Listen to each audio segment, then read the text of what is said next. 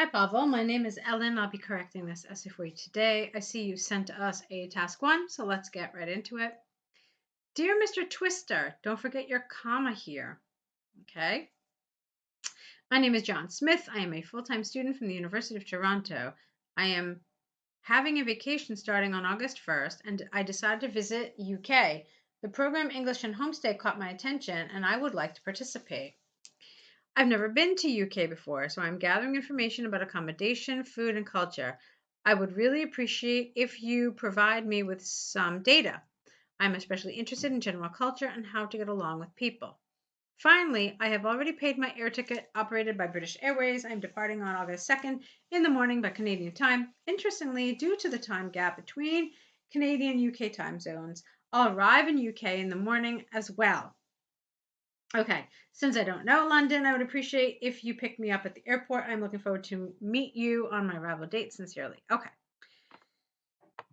so let's talk about this. All right. The first thing that I want to point out to you, it probably will seem like a detail, but I still would like you to fix it, is your commas. You needed one here and you needed one at sincerely. Okay? These are some of the conventions of letter writing, so it's important that you get these right. As it will affect your task. Your coherence and cohesion score. Excuse me. So, um, the next thing that I wanted to mention to you is that I had this feeling that there was a little bit of a misinterpretation of what this task is about. Mr. Twister, the person you're writing to, is going to be hosting you, okay? Because it says write a letter to your host family. Okay. So, you never really indicated that anywhere. You never really said anything that made it look like you understood that you're going to be staying with Mr. Twister and his family. Okay. So it's not really a vacation. You're going for an English program. Okay. So, in other words, you're going to be staying with a host family, and at the same time, you're going to be taking English lessons. So, that's what you're supposed to be referencing here.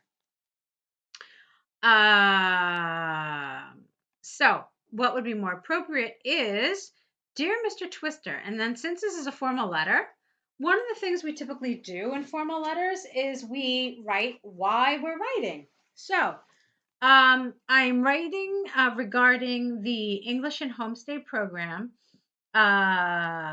which I am participating in, and to introduce myself. Um, or I am writing to introduce myself, as I will be staying with your family as part of the English and Homestay program. That would actually be really nice. And then you could say, my name is John Smith, and I'm a full-time student from the University of Toronto. I would like to thank you in advance for agreeing to host me for the duration of the program. That would make a nice statement. Okay. And then let's see. Then you can start off by saying, prior to my arrival, I have some questions to ask regarding the UK. Okay? So it's a nice topic sentence. In other words, it's very similar to what we do in a task 2, where your opening sentence in your paragraph really essentially introduces the paragraph. So prior to my arrival, I would like to ask you some questions about the UK. So you didn't really ask anything. Look at this. You see this? It says ask some questions, but you didn't ask anything. You just said provide me with some data about accommodation, food, and culture, but you didn't ask anything about any of those. So it's really important. If you don't ask a question, which it felt like you didn't, it's going to put you down to a 4 at best. All right? Yeah, because you pretty much left this out. You just said provide me with data. Let's see. And still, it would be nice if you could use some indirect language. Like, firstly, I am interested to know if I will be able to get vegan cuisine nearby as I follow this type of diet. Okay, that would be a question.